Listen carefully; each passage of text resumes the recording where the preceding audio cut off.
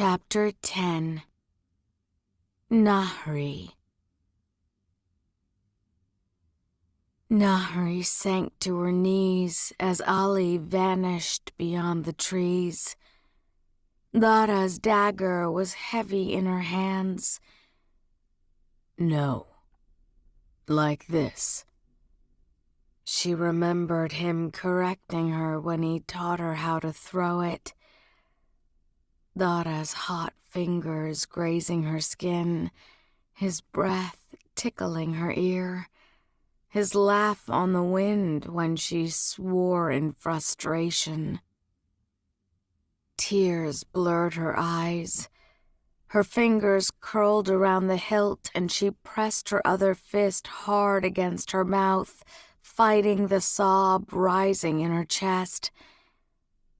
Ali was probably still close, and she'd be damned if he was going to hear her cry. I should have buried this in his heart anyway. Leave it to Alizade al-Qahtani to intrude upon her one sanctuary in Daevabad and upend all her emotions. She was as angry at his nerve as at her own reaction. Nahri rarely lost her composure so badly. She argued plenty with Muntadir. She looked forward to the day Ghassan burned on his funeral pyre with open relish, but she didn't weep before them like some sad little girl. But they hadn't tricked her. Ali had. Despite Nahri's best intentions, she'd fallen for his friendship. She'd liked spending time with someone who shared her intellect and her curiosity, with someone who didn't make her feel self-conscious about her ignorance of the magical world or her human skin. She'd liked him.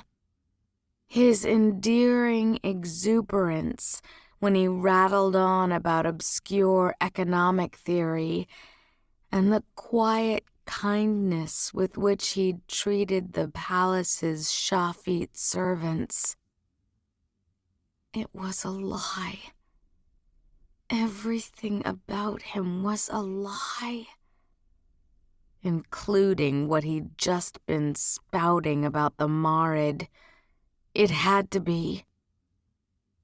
She took a deep breath, unclenching her fist.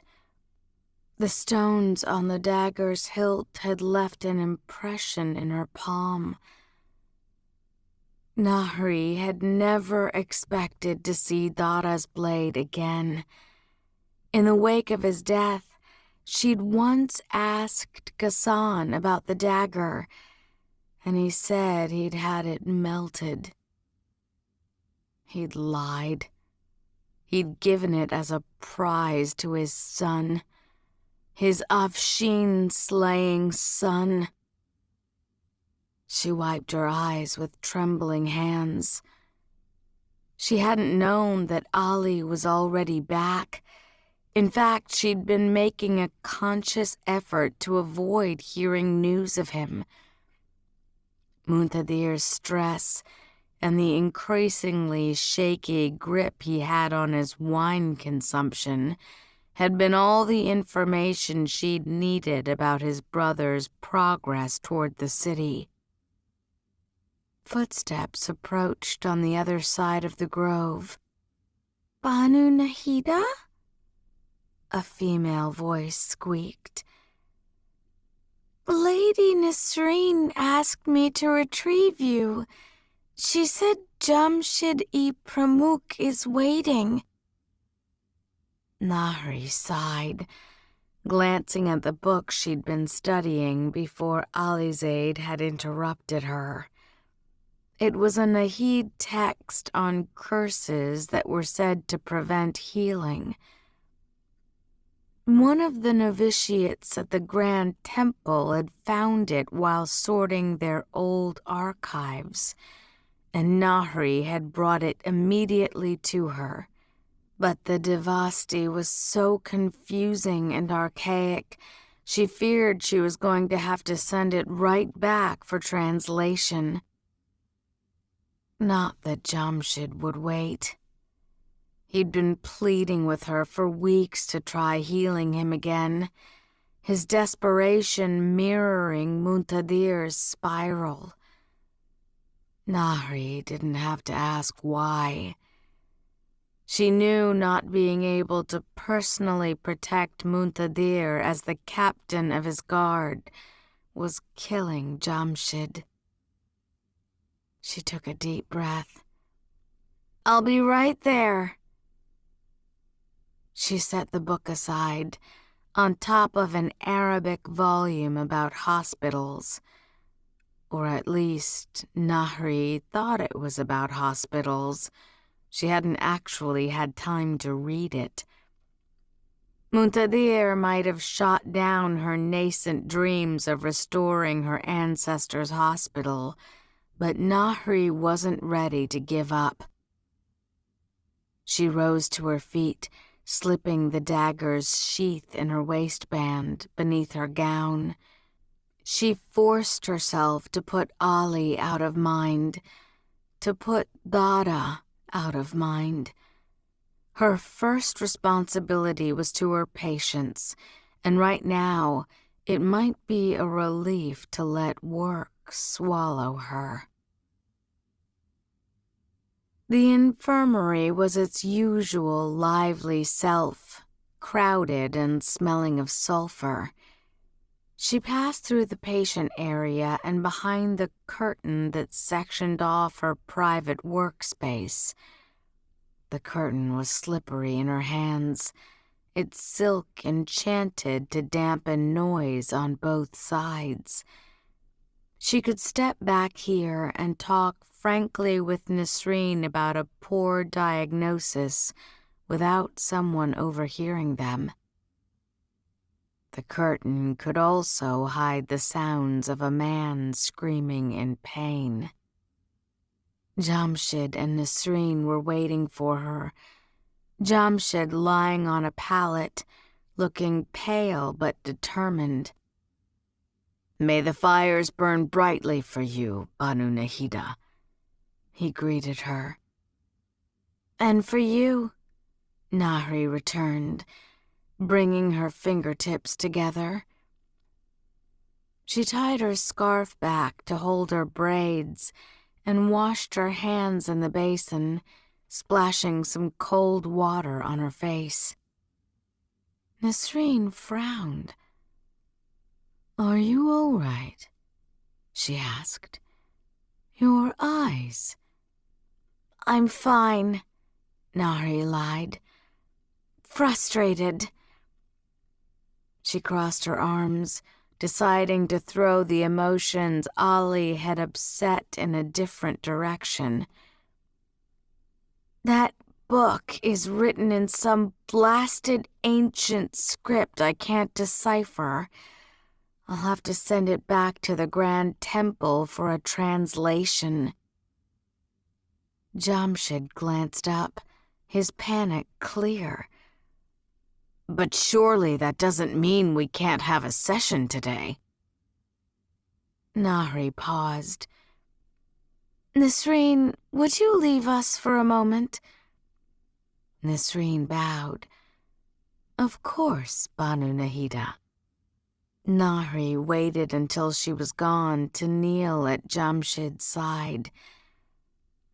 "You're rushing this," she said, as gently as she could. "You shouldn't be. Your body is recovering. It just needs time." "I don't have time," Jamshid replied. "Not anymore." "You do," Nahri argued. "You're young, Jamshid. You have decades, centuries before you." She took his hand. "I know you want to be at his side again. capable of jumping on a horse and firing a dozen arrows. And you will be. She met his gaze. But you need to accept that it might take years. These sessions, I know how badly they hurt you, the toll they take on your body. I want to do this, he said stubbornly. The last time you said you'd gotten close to fixing the damaged nerves you believe are causing most of the weakness in my leg. God, how Nahri suddenly wished she had another decade in the infirmary behind her, or a senior healer at her side to guide her through this conversation. The look in her patient's eyes when they begged her for certainty was difficult enough when they weren't friends. She tried another tactic. Where is Muntadir? He usually comes with you. I told him I changed my mind. He has enough to worry about without seeing me in pain. By the Creator, he really wasn't making this any easier. Jamshid. Please. The word cut through her. I can handle the pain, Nahri. I can handle being bedridden for a few days. If you think it's going to do worse than that, we can stop. She sighed. Let me examine you first. She helped him out of the shawl wrapping his shoulders. Lie back.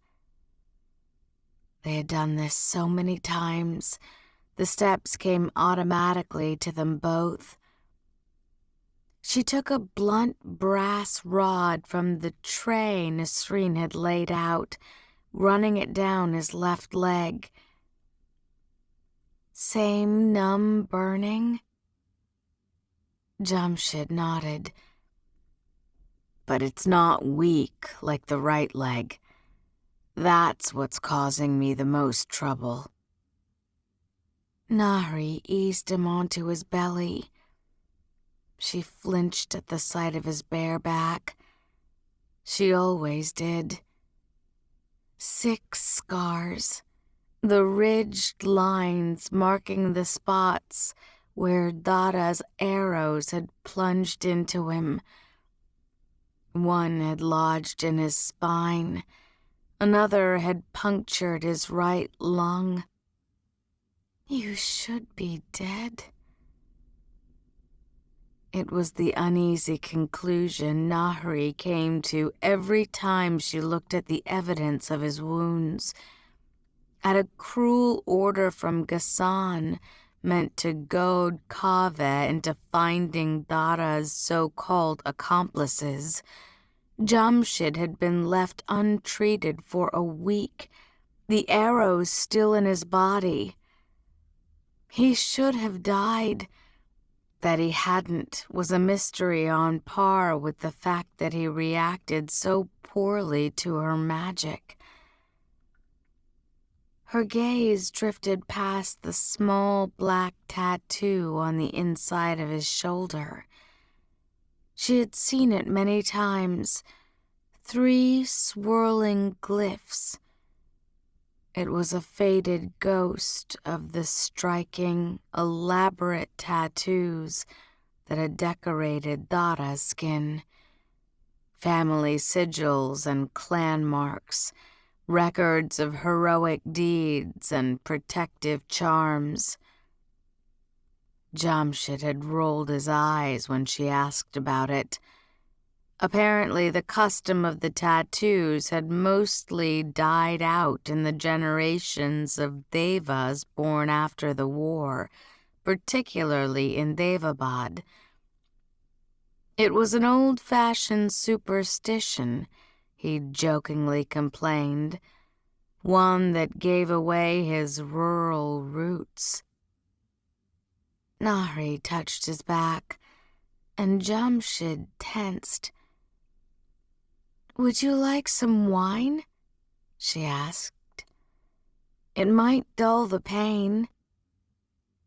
"I downed 3 cups just to work up the courage to come here." "Lovely." She took up a length of cloth. "I'd like to bind your hands this time." She gestured for him to grip the posts of the pallet. "Hold on to this. It will give you something to squeeze." He was trembling now. "You have something I can bite?" She silently handed him a skinny block of opium-infused cedar wood, and then laid her hands on his bare back, glancing over to make sure the curtain was fully closed. "Ready?" He nodded jerkily. Nahri closed her eyes. In seconds, she was there, his body open to her. The beat of his racing heart, pumping simmering ebony blood through a delicate map of veins. The gurgling of stomach acid and other humors. His lungs steadily expanding and contracting like bellows. Her fingers pressed his skin. She could almost see the nerves of his spine in the blackness of her mind, brilliantly colored, dancing filaments protected by the bony ridges of vertebrae. She moved her fingers lower, tracing the bumpy scar tissue, and not just on the skin, but deeper as well. Ruined muscles and frayed nerves. She took a steadying breath. This much she could do without hurting him. It was only when she acted upon him that his body fought back. Were he anyone else, Nahri could urge those nerves to knit back together, could dissipate the scar tissue that had grown over the muscle, leaving him stiff and in pain. It was powerful magic that exhausted her. She might have needed a few sessions to heal him entirely, but he'd have been back on a horse, bow in hand, years ago. Nahri concentrated on a small section of the flailing nerves. She steeled herself and then commanded them to reconnect. Magic slammed into her, raw, protective, and powerful, like a blow to her very mind. Prepared, Nahri fought back, pinning a torn nerve back into place. Jamshid seized beneath her, a grunt escaping his clenched teeth. She ignored it, focusing on the next nerve. She'd fixed 3 when he started groaning. He bucked beneath her, pulling at his bindings. His skin burned under her fingertips, scorching to the touch, every pain receptor firing. Nahri held on, sweat pouring down her face. There were only 5 nerves left in this particular spot. She reached for another one, her hands shaking. It took strength to fight his body's reaction and perform the magic. Strength she was rapidly losing. One more nerve melded back into place, glowing faintly in her mind's eye. She seized the next. The block fell from Jamshid's mouth, his shriek cutting the air. Ash was powdering on his skin, and then with a burst of magic, the binds holding his hands erupted into flames. "Jamshid!" A very unwelcome voice spoke from behind her. "Jamshid!" Muntadir rushed inside. The shock of the interruption threw her, and then whatever power was within Jamshid's body took the opportunity to actually throw her. A surge of energy so fierce that Nahri stumbled back, her connection severed. Jamshid fell still. Despite the pounding in her head, Nahri flew to her feet to check his pulse. It was fast, but it was there. He'd only passed out. She quickly smothered the flames around his wrists. Enraged, she whirled on Muntadir. "What the hell were you thinking?" she snapped. "I was making progress." Muntadir looked aghast. "Progress? He was on fire." "He's a djinn. He can handle a little fire." "He's not even supposed to be here," Muntadir argued back. "Did you convince him to try this again?" "Did I convince him?" Nahri seethed, fighting to control the emotions rising in her. "No, you fool. He's doing this for you. If you weren't so selfish, you'd see that." Muntadir's eyes flashed. His usual grace had deserted him, his movements jerky as he pulled a shawl over Jamshid. "Then you shouldn't have let him. You're being reckless, so eager to prove yourself that—" "I was not being reckless." It was one thing to fight with Muntadir about politics and family. She would not have him throwing her doubts about her healing abilities in her face. "I knew what I was doing, and he was prepared. You're the one who interrupted." "You were hurting him." "I was healing him." Her temper broke. "Maybe if you'd shown this concern when your father was willing to let him die, he'd be in better shape." The words ripped from her, an accusation that for all their many fights, Nahri had never intended to let slip.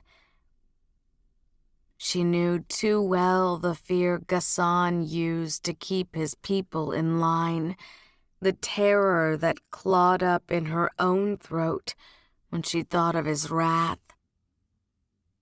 And she knew damn well how Muntadir felt about Jamshid.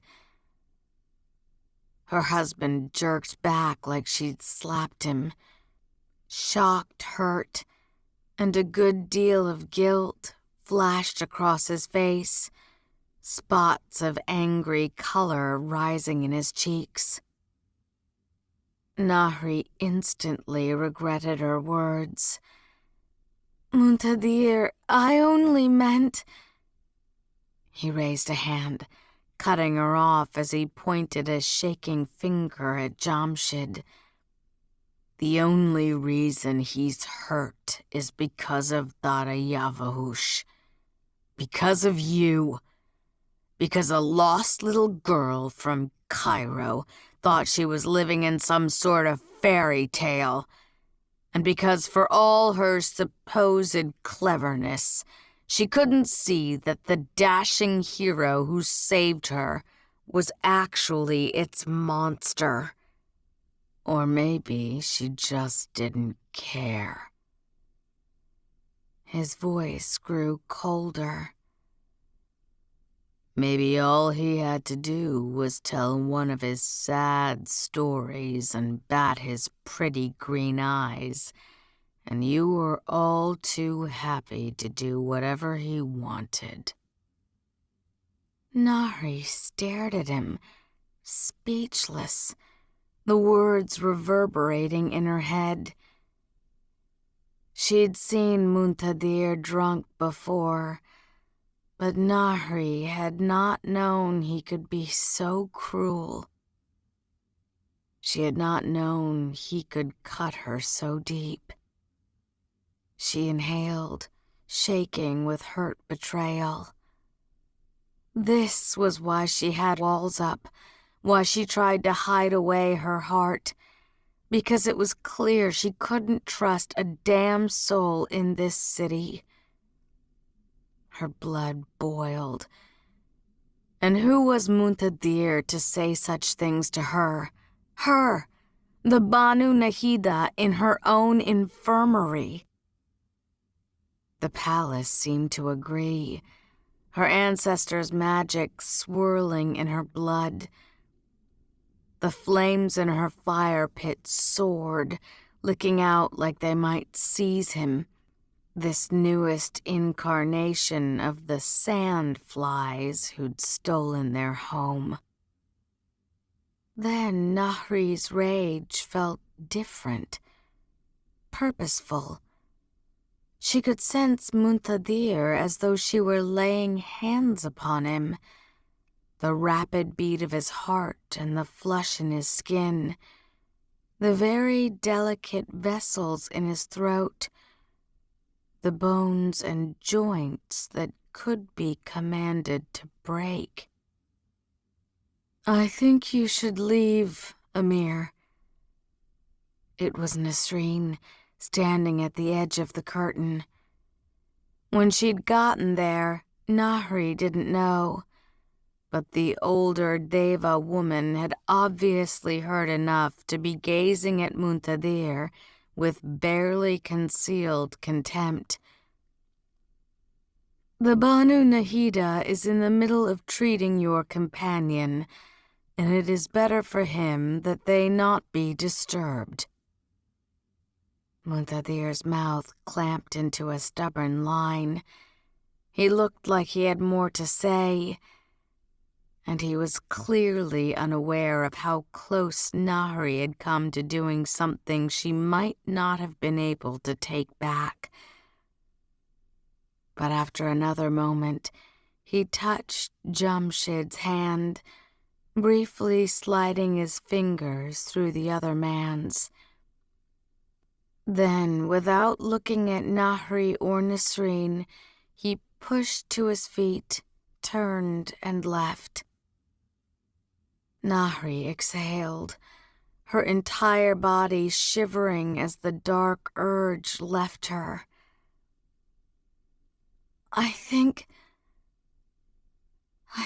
I could have just killed him." "He would have deserved it." Nasreen crossed to check on Jamshid, and after another moment, Nahri joined her. His pulse was a little rapid and his skin still hot, but his breathing was slowly returning to normal. "Do not ever let that foul drunk touch you again." Nahri felt like she was about to be sick. "He's my husband, Nasreen. We're supposed to be working to bring peace between the tribes." Her voice was weak, the words almost laughable. Nasreen pulled over the ice-filled bucket that had been left next to the pallet, dampening a cloth in the cool water and placing it on Jamshid's back. "I would not overly worry about the future of your marriage," she muttered darkly. Nahri stared at Jamshid. A wave of despair swept her as she remembered his pleading. She felt so utterly useless. It was all too much. The crush of her responsibilities and her constantly deflected dreams. The deadly dance she was forced to do with Ghassan, and the pleading eyes of the devas who prayed to her to save them. Nahri had tried. She had. She'd married Muntadir, but she had nothing left to give. "I want to go home," she whispered, her eyes growing wet. It was a completely nonsensical desire to have, a pathetically childish urge, and yet her heart ached with a longing for Cairo so strong it stole her breath. Nahri. Embarrassed, Nahri tried to turn away, but Nasreen reached for her face, cupping her cheeks. "Child, look at me. This is your home."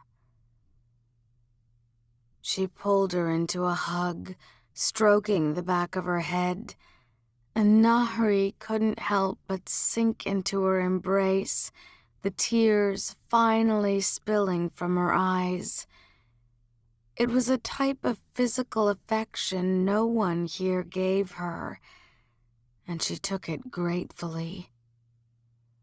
So gratefully, in fact, that she didn't question the fervor in Nasreen's voice when she continued speaking. "I promise you, my lady, it is going to be all right. You will see."